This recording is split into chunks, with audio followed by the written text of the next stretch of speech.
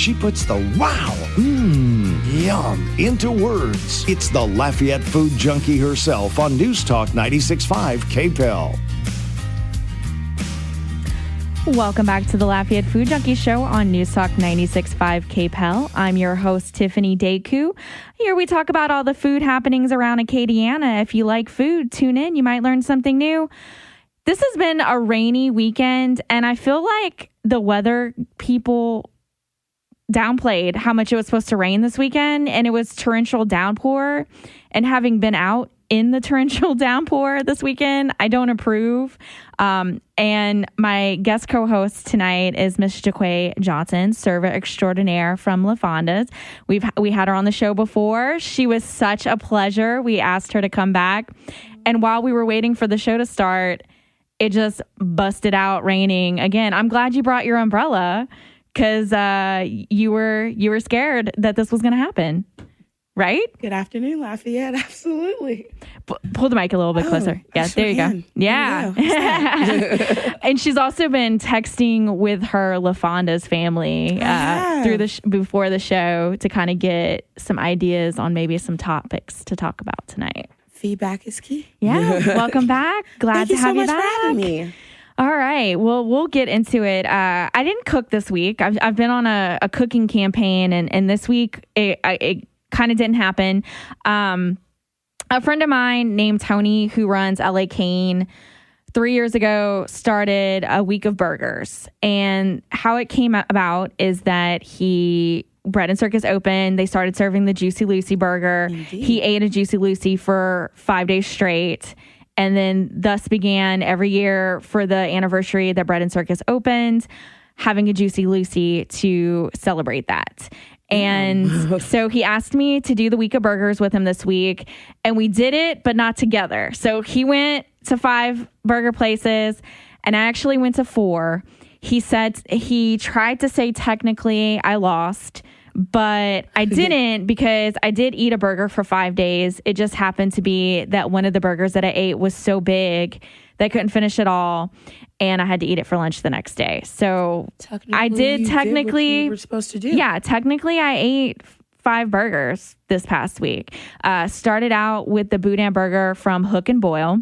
Yum. It was a fried boudin patty, fried egg, cheese. It's got like a sweet bun. They also put this pepper jelly, bacons on it as well. Wouldn't go wrong with bacon. I feel like it would be a great breakfast sandwich, and it was huge. It was really big. I personally wish that it would have also had, let's kick this up a notch. I wish that it would have had a hamburger patty on it too. Oh yeah. Yeah. I think so. Technically that one probably wasn't a burger, but it was under the burger list at Hook and Boil. So it gets a pass for that. Maybe you can add a burger patty to it next time. Maybe so. Maybe I'll try to do that next time. Then the second night was the biggest surprise of all. I went to Antler Seafood and Steakhouse and got one of their burgers.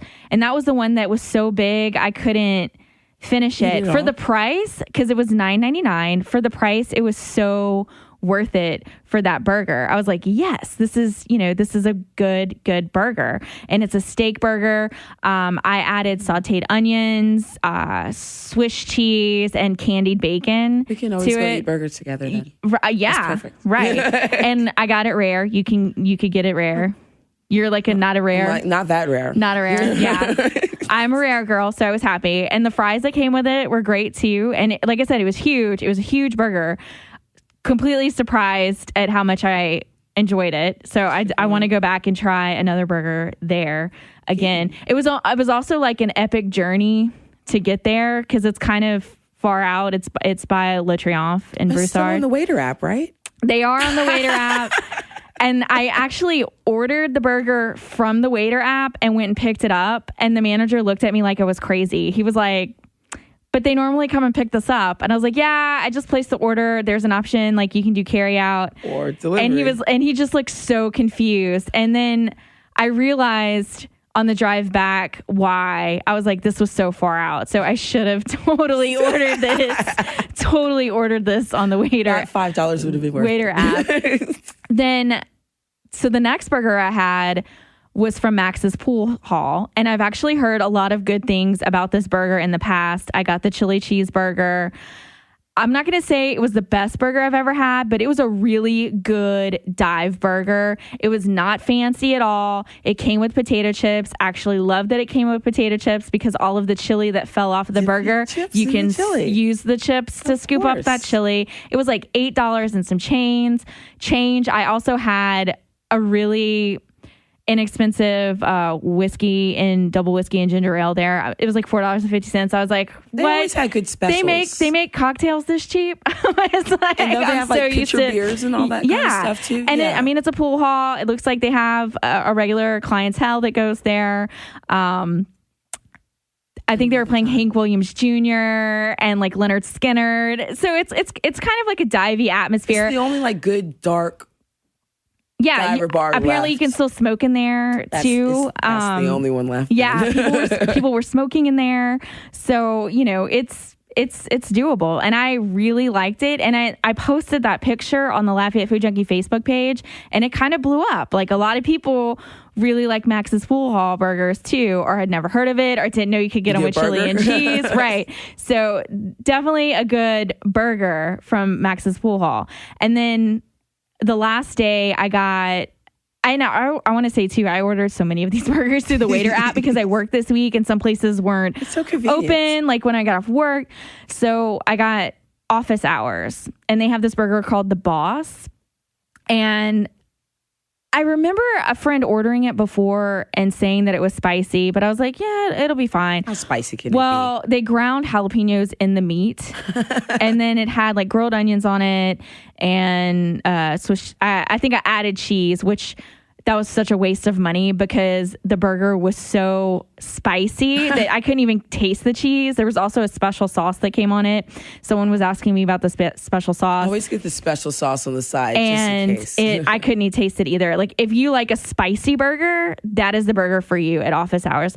And I need to know if all of their burgers have ground jalapenos in it because I don't know if they do or not. I'm not into that. And I'm not a spicy person. No, not like that kind of and spicy. I'm a weakling when it comes to spices too. So maybe it wasn't that hot. Yeah, maybe it wasn't that hot to like a normal person, but to a weakling who really does not like spice in her life. Like, are they like fresh jalapenos ground in it, or I feel like roasted? I feel like they were fresh jalapenos. So they still had some crunch to it in the meat. Yes, fair enough. And then I saw it. I was like, did this have jalapenos on it? I'm so confused right now. But it did. It was like super spicy. I failed to realize that it was a spicy patty, so that was my fault. But that's how I ended on a hot note. I ended Burger Week on a hot note. What are some of your favorite burger places in town? Wow. Actually, the last burger that I actually had that was surprisingly good was at Social.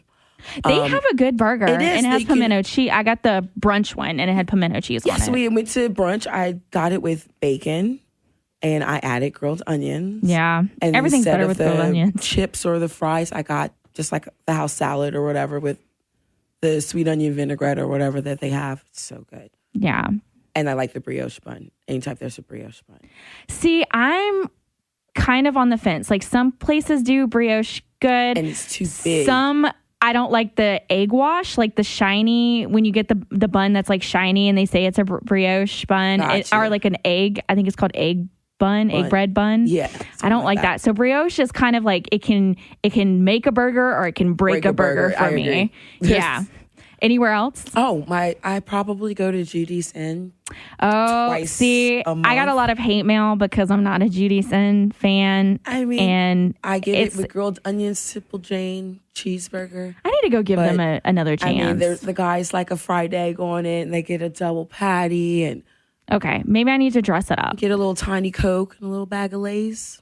Do it. And out the door. Some people don't like them because they don't have French fries, but I don't really care about that. I could care less. I mean, I like chips with my burger. You know, not every place is going to have French fries with their burger. Exactly. Chips and are, for the price, are just you as can't good. Beat it. Right. I need to go give them another chance. But I usually do like a top 5 burger list, and I always get hate mail because I don't put Judy's Inn on it.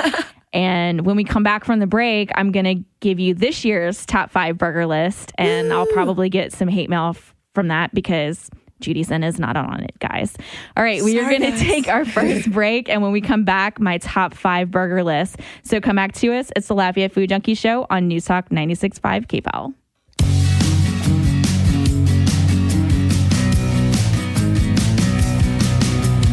And now, the Lafayette Food Junkie Show, served up medium rare every Sunday night.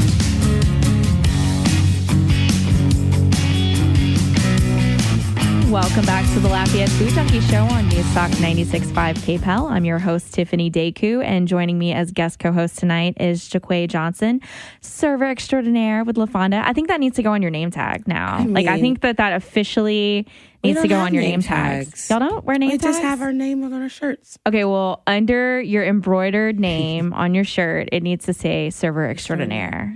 There you go. I'll ask them. I love that I know you as Jacquay because I've been knowing you for so long. And I was having a conversation with a bartender about you. And he was like, her name is Quay. And I'm like, yeah, but when I knew her, like, she was Jacquay. He's like, but her name is Quay. And I was like, okay. And then he was like, man, it's so weird to hear you call her Jacquay because her name is Quay. That's my birth name, so you're allowed to call me that. So your people know you. I guess so. But I mean, I've known you, God, forever. So I feel like, and I'm a full name person, so I just wrong with that. I call you. I love that people. They're like, I look for you on Facebook, and I'm like, well, Quay's not my real name. Right. That's how you know if you're really my friend. Didn't you say last time that a patron called you something really weird, like a bird name? Last time. Oh, sometimes they think I say quail. Quail instead of Quay. No. Or Amy instead of Quay. Amy's weird. Yeah. Okay, quail I can kind of see, but Amy. It gets loud in there. Yeah. You could kind of just. There's a lot of margaritas going around. Yeah. Indeed. It happens. All right. So this is my 2016 top 5 burger list. Right. It changes every year because I'll eat at other places. I'll revisit places and say, maybe it's not that good this year. Or I've had this before and didn't really like it. And man, it's really better this year. And we all know that Lafayette has so many burger places. We are very much a burger town, as evidenced by the amount of hate mail I get whenever I do my burger list.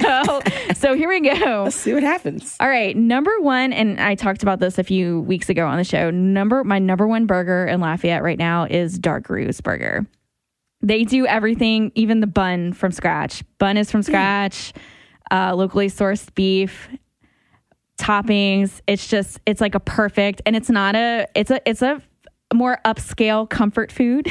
That's where CJ is, right? Yes, CJ is there. I've worked with him at Custom. Yeah. And it's an upscale, we'll call it upscale comfort food. The bun that Ryan Trahan makes just makes the burger for me. It's really good. If you haven't checked it out, I think that's. I always get brunch, or I go for like a special event. Okay. I think that their burger needs to be on the menu all the time because it's so good. Yeah, why wouldn't it be? I don't know. I think it's on the lunch menu. I feel like it's on the brunch menu too, though. But I know it's definitely on the lunch menu. If you have not checked out that burger, you need to check it out. Number 2 has been on the list before. You have to love it. You could only get it on Thursdays, but now you can get it every day. Bread and Circus is open, and that is the infamous Juicy Lucy. Juicy Lucy. Have you had the Juicy Lucy? I have had the Juicy Lucy. What do you think of the Juicy Lucy? I love them there. Yeah, I'm a big fan of cheese. The cheese in the middle, the Poupart's hamburger bun, which I will say the Antlers burger that we talked about in the previous segment also had the Poupart's hamburger bun. I think they make great hamburger buns. Good to know. Such a good, it's a big 2-hander, juicy. Not just sweets, but even savory. Right. And it comes with potato chips. So I love it. Yay. That would be number 2. Number 3 is a surprising one because you wouldn't expect a burger at a pizza place, but La Pizzeria does a burger. I think it's called the Trattori burger. Okay. And it has peppers on it, cheese. It has like a nice, I'm pretty sure it's a brioche bun. Nice brioche bun, comes with French fries. Completely surprising. I think it's got a basil pesto or pesto mayo because basil is pesto. Yes, indeed. But it's really good, and that's a surprising one for me. So I have to try that too on the Waiter app one day. That's true. They are on the Waiter app. Like, oh, checklist, putting this on my Waiter app list to have for lunch. Number 4 is a chain, but they make good burgers, Grub Burgers. You like Grub They are burgers? good. That's a place I'll go pick up a burger at. I like their blue cheese burger. I like their sweet potato fries. I like Those are good. that you can get tabbouleh as a side if you're trying to be healthy. I also love that I went in there one day and asked for no bun, and they still presented me with this beautifully plated dish with I loved that they still did all that for me, even though I asked for no bun. And most importantly, they have boozy milkshakes. Those milkshakes are awesome. And so what is not? Other than us, that's like the only other place that has. Yeah, I love milkshakes. I love boozy milkshakes. I mean, after dinner, drink heaven. Part of the charm. And then number 5 would have to be Max's Pool Hall's chili cheeseburger. For the price, $8 and some change. You cannot beat that price. It was a good burger. Loved, like we said before, with the potato chips and the chili to dip it in. Love the environment. It's cheap. And they serve burgers till 2 a.m. And I believe that they are open 6 days a week. And there's a lot of they get a lot of restaurant service industry people. They go in after work. Especially that end of town. Over there, yeah. So in fact, the reason why I went this week was because Jeremy Ducey, who's been on the show, who's a bartender at the Barrel in Broussard, went and posted a picture of his burger. And I was like, oh, I need to check that place out. And so they have him to thank for me getting in there this week to try that burger. But it was a good burger, so I will put that on my top 5. So that is my 2016 top 5 burgers in Lafayette. I have to give an honorable mention though, and we talked about this maybe a month ago on the show, the black bean burger from Smash Burger, which is another chain, but I'm not a fan of their regular burgers, but that black bean burger was fantastic. A lot of times when you get black bean burgers, it's like a science experiment. It tastes like manufactured. This tasted fresh. It was nice. I like that you can get flash fried veggies to go with it to make it a little healthier. And it's a vegetarian. It is not vegan, but it is a vegetarian option for people who are not eating meat. So have to give them an honorable mention. What would be the Social and besides Social and Judy's End, name one other burger place in town that you really like? Let's see. Wow. Other than my house. Oh, yes. We know you love to cook. I would have to say my next favorite burger would have to be Legends. Yeah. They have a good burger too. Or a burger wrap. Right? Burger wrap. I love the horseradish sauce that they have with the quesadillas. Dippy sauce yesterday. I was like, I just want to get the quesadillas for this sauce, and you always get an extra one to bring home. Yeah, or maybe like pour the sauce on a burger. Like that'll be the special sauce. That could be the special. Maybe we just created a new Legends burger, and we need to go check this out. We gotta go check this out. All right, so besides all the burgers that I ate this past week, yesterday the World Street Foods event happened during the day at the warehouse for the town folk for the Victory Garden. During the hurricane. And yes, it was a torrential downpour. And I remember I was helping hold Manny Ogillo with Bread and Circus, his tent up because it was about to fly away. Like 2 of the other chefs lost their tents already. People were running for cover. And I got soaking wet. I actually posted on Instagram when you're hardcore about food and you're still out there in the rain. So we all kind of just sat there for a minute. Lightning kept striking really close. It was kind of scary, but they did what they do best, and they assessed the situation. They regrouped and they started serving food. Some of them served it under the covered areas. Zach Doey's and Colin Cormier and Jeremy Connor would go back and forth to the grills that were still covered and were cooking on the grills and then bringing the food back. So we were still able to eat. Yum. And I just love that it showed the dedication that chefs have to their craft and that they're going to take a bad situation, You know, it's going to slow them down for a second. I told them that I felt like they were in like a Top Chef challenge, like cook in a torrential downpour. We have 2 fire girls and no water. But they took what could have been a really bad situation and turned it around and made it work. And it still turned out a lovely day. The arancini, that was the first thing that I ate before the torrential downpour that Manny put out. Those are rice balls that have cheese and peas in them, and it had like a lamb ragu sauce on it. It was wonderful. He has those on the menu at Bread and Circus now too, so you can go check that out. Colin did Mexican street corn. It was so good. I had the mayo all over my face, and I was like, I don't care. I'm eating this. This is great. So I think those were my 2 favorite things that I ate at the event. But I mean, it was all good, wonderful food, and it was a great group of people that came out to support that. So I wanted to give them a little shout out for that because I was super impressed. And then last night I went to a dinner series. It's called Dinner at the House, and it's put on by Bonton Family Farms. If you actually go to the Lafayette Food Junkie page tomorrow, I'm going to be posting my review and write up about it. Okay. Super fun. The house that it was hosted in was gorgeous. Like it's in the middle of nowhere. Like you are in the middle of nowhere.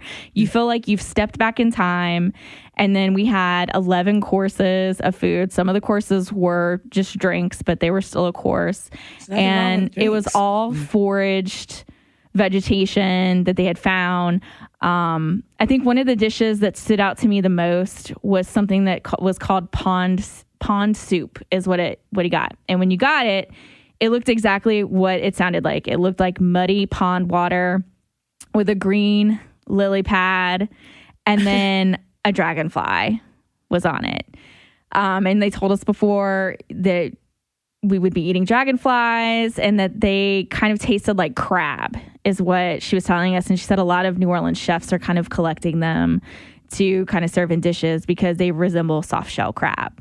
I didn't find that it tasted like crab. I didn't find that it tasted like anything. Like I just got the crunch. Like it didn't have like a flavor at all. I had it like a crunchiness to it. Yeah, which was fine. I was totally down for this. I'm totally down for eating insects. I've eaten them before. In fact, Kelsey Leger, who does the dinners, she did another dinner previously and we ate crickets during that one. So she is all about the insects. Right. And Jamie Vickery, who owns Bonton Family Farms, her 12-year-old daughter actually caught all of the dragonflies that we ate at the dinner that day. She said that she had spent all day with a net catching all the dragonflies. So it was really foraged food that we ate at the dinner. Farm to table. And so the soup itself was like a neck bone broth. So it was really deep. It had a real deep and rich flavor. Gelatinous. A lot of people mentioned that it reminded them of gumbo, and I could totally see where they were getting that. The person sitting across from me was like, man, I wish I had a bowl of rice to go with this too, because it really resembles gumbo.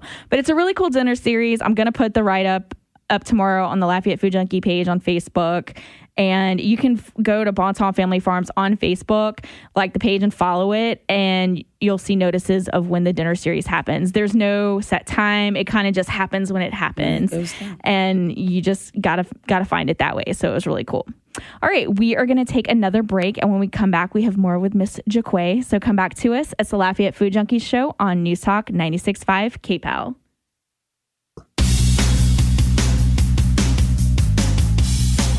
The best tasting radio show in all of South Louisiana. It's the Lafayette Food Junkie Show on News Talk 96.5 KPEL. Welcome back to the Lafayette Food Junkie Show on News Talk 96.5 KPEL. I'm your host, Tiffiany Decou, and joining me is Miss Jacquay Johnson. She is a server at LaFonda's here in Lafayette. We've been talking burgers for about the first 30 minutes of the show, so we're going to kind of switch tracks a little bit. I listened to the Bon Appetit podcast, and yesterday's podcast that I listened to, they had Stephanie Danler, who is a former server who just wrote a book called Sweetbitter, and it's not autobiographical, but she did pull from her experience in the service industry to write the book, and it's about the main character works at one of the top restaurants in New York, and they kind of talked a little bit about the show about, her experience as being a server and some of the things that she talked about. And I wanted to ask you about it. She said, for one thing, people that work in the restaurant industry have a certain personality type, and they like high energy, always go, go, go. It's not a real calm environment. They kind of like chaos. What do you think about that? Absolutely. My job is organized chaos. Right? I wouldn't want it any other way. If you're slow and you don't have anything to do, that's when you make the most mistakes, just because you're just so slow down. But if you're used to being fast and on the go. Yeah. And when you stop, hopefully it's just over with. You rather just kind of go up and down real, real fast and be done.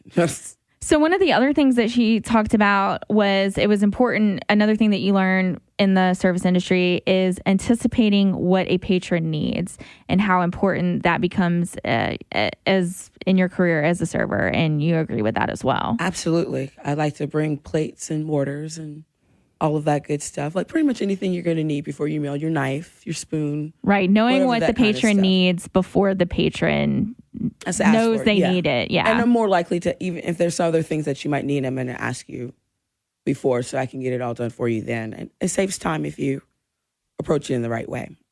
So one of the things that she wished that patrons did more it was that they listened to suggestions that the server made about maybe what to eat or drink. And she kind of was talking about when patrons come into a restaurant, they have a certain idea of what they want their experience to be like, and to just be open to trying something different that's not off script, which I kind of agree with her. And then I kind of disagree with her. From the patron side of it, if I've looked at a restaurant menu online, researched a restaurant, looked at the menu, I kind of know what I want to eat before I go in. Right. And I'm like going into the restaurant wanting that particular dish. So sometimes when the server suggests specials to me, I'm kind of like, no, tunnel vision on what I came here for. I kind of want this dish.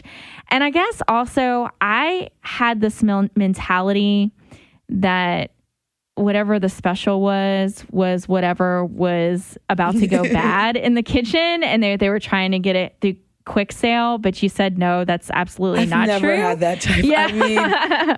I mean, one specials where I worked before, it was freshly caught fish that was, driven in, and pretty much if the fish went bad, there was no more of that special. It was more like a one-day special.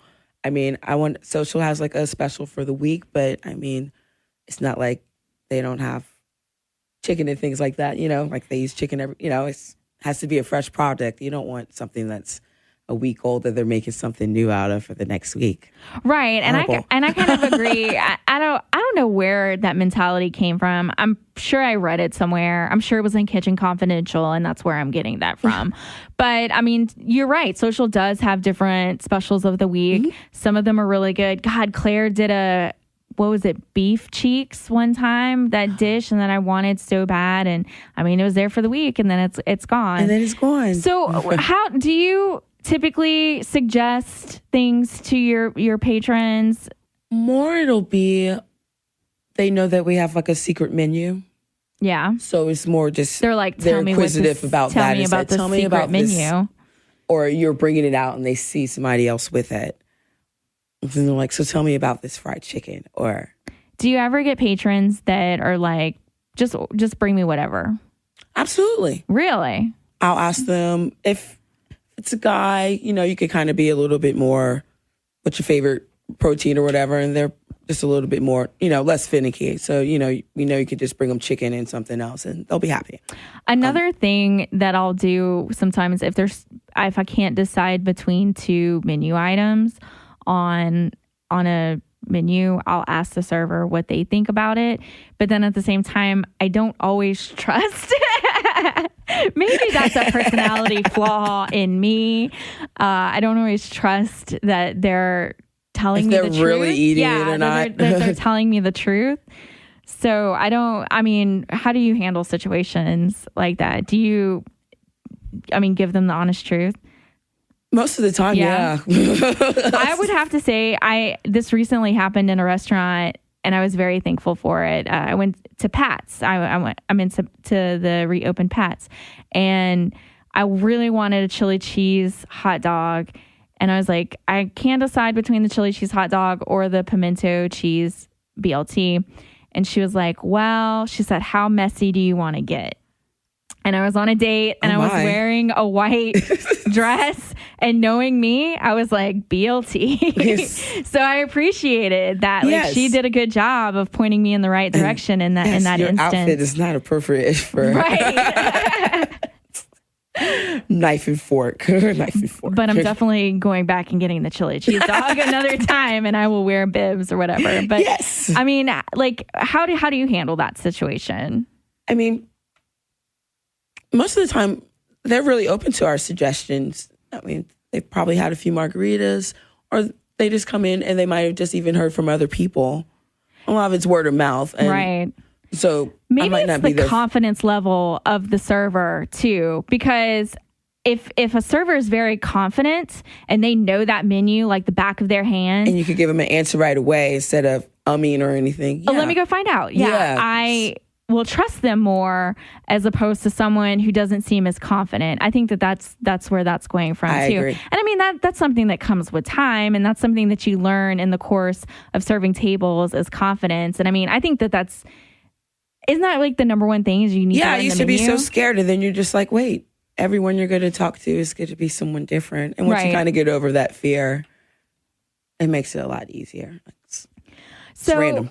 There's some restaurant critics that take the decorum of the size of a restaurant into account when they are critiquing a restaurant, and then also service plays a very big role, which when the average diner does go into a restaurant, the service does play a big part in whether that they want to eat at that restaurant or not. Sure. When I critique a restaurant, I'm more focused on the food than the service, because if the service is bad and the food is good, I'm still going to eat at that restaurant. I really don't care about the decorum at all.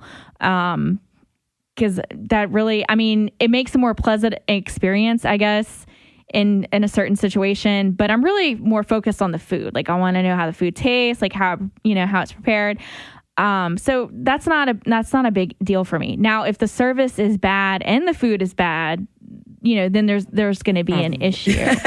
What do you think about that? Because I know you and I have talked, and you are I'm picky on service because you work in the service industry. And I'm a picky eater, even though I'm a big foodie. Like, I'm funny about things touching. I like to have things before. If my drink is empty, I hope to find you soon. Sooner than later. Right. You hope that they're not in the corner on their phone. On their phone or anything like that. Like, I hope you're coming back to check on me soon. Right. Interior and exterior, of course, all those things are nice. Ambiance is nice, especially if it's like I'm having a ladies' night or a date or something like that. And then, of course, the food is like my favorite part. So right. So to you, like, services, absolutely. Just as if important. The service is horrible and somewhere I might really, really like, I might even just go back and just sit at the bar. That way, I could just totally. But if you're going into a restaurant one time and the service is bad, and then you write a review like bashing a restaurant because the service is bad, is that really fair though? Because what if they're that new? that server could have had a bad night. The restaurant's just opening; they're getting acclimated to the menu. So I guess that's another reason why I'm not as harsh on servers at first, and I'm more likely to wait if it's a new restaurant to go for a while before I go. So that I think everyone should do that. Those issues could possibly be under control or more under control than what they were. Right.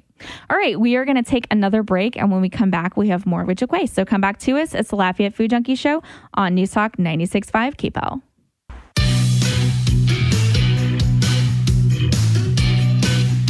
From Boudin to the best burgers Acadiana has to offer, it's the Lafayette Food Junkie Show on News Talk 96.5 KPEL.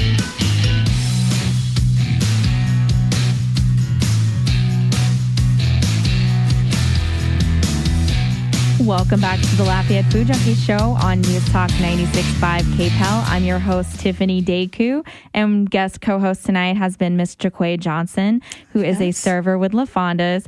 I feel like you're more obsessed with waiter than I am, because you just were talking about, because they did the little plug about boudin to burgers, and Best App is now on waiter. Is. Yeah, and you could get pounds of boudin. And you could be a hermit and never leave your house. I have this fear that I'm going to become like the 400-pound woman that doesn't leave her house, and I'm just going to be ordering waiter every day. It's nice to have options, though. Like, there's so many options. For a while, I felt like we were in a serious relationship. However, this past week, since I did use waiter a lot, it is not worth it to just have a single burger delivered to you. So I don't know how getting just a pound of boudin would be. If I really wanted it, I would. Because it's a $5 service charge and then tip. So it's generally I usually tip in cash, so I don't even know. It's like $10, like potentially $10 added to your order. For 2 of my burgers that I ate this week, I paid like $18 for it. Yeah. So it's not, for me, and they were just burgers. Like, they didn't come with a side. So for me, I was like, maybe not. Else. But if you order a lot, like we did Friday night, we did pizza from Elise's. Yes. And that was worth it because we got a lot of food. So I always ask, I'm like, do you want to get something? Yeah. Today I got country cuisine because I wanted a plate lunch. Oh, yeah. What kind of plate lunch did you get? I got a pork steak. Yes. I was going to get coleslaw and be semi-healthy, but then they were out, so I had to get macaroni and cheese and rice dressing. Do they have good macaroni and cheese? It was pretty darn good. I feel like good. I've had it there before, but it's been a while, and I didn't like it. Super but cheesy. Maybe. Oh, okay. So maybe they've changed couldn't stop eating the macaroni and cheese. I also saw that Laura's too has fried chicken on the menu every day now. So shut your face. They're on Sundays as well. So just FYI. I mean, Sunday barbecue though over there. I know. And see, I wanted a plate lunch today too, but I knew my parents were still in town. I didn't know if my dad was grilling. So I basically decided what I was going to eat today based on what they were cooking for dinner. Fair enough. So I was like, and then I also didn't want to drive. I got really lazy, and then it ended up making chili cheese fries, but it was just like I had to go to the store, get the stuff to make it, and then I don't keep French fries in the house because French fries are the starchy comfort food of the devil. And I really try. There's no carbs in there. I try not to eat French fries, although I've eaten a lot this past week. So I hit the drive-thru at McDonald's and just got an order and for that one thing. And I like posted the chili cheese fries that I made because I also put an egg on it because I put an egg on everything that I cook. And I was like, if you don't want to keep French fries in the house and you want to cook with French fries, go to McDonald's and just pick some up through the drive-thru so you don't have like this giant bag of French fries in your freezer saying, hey, did you have a bad day? Maybe you need some fries. You can bake me instead of fry me. Right. I also want to mention quickly, June 15th, Paul Credo, he came on the show a few weeks ago. We talked all about charcuterie. He is teaching a butchering class at E's Kitchen. It's June 15th at 6 p.m. The class is $30, and you're going to learn how to cut up your own meat. I signed up for the class, so I'm going to that. And you can go to find E's Kitchen online, and you can sign up through their website for that class. And I also want to mention that Oh My Taco is coming back to Lafayette, and they are opening June 14th. They are opening in the old Quiznos by Thai Cuisine at Oncali Saloon, kind of by Pinhook. Did you eat at Oh My Taco when they were a food truck in town? No, I did haven't not. Had them. Okay, so the story behind them is they were a food truck in Austin. They moved to Lafayette. They did the food truck here. Great brisket tacos. That's the only thing I remember having from there. And I wrote a review from them. I guess I'm going to have to go back and look at that, and I'll pull that back up when they own. Austin, so really? I need to be getting these tacos. Yeah, so good. They had really good brisket tacos. Now they moved back to Austin, and then now they're back in a brick and mortar. And some of the things that they're going to have fried avocado tacos. They have another vegetarian taco on the menu. They're also going to have street corn, and they're going to have beer. Indeed.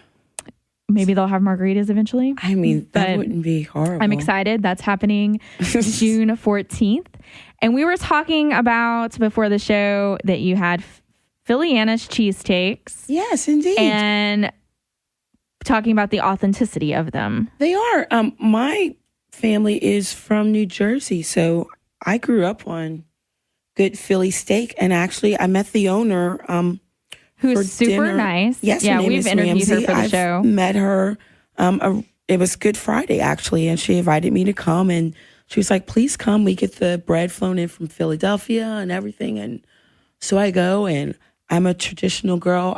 I'm not a whiz girl. I like it. Oh, so you're the anti-whiz. I am the anti-whiz girl. I want American cheese and provolone on it, and of course extra grilled onions and they'll peppers. do it for you, because she told me that she does them or whiz. You have to get extra whiz.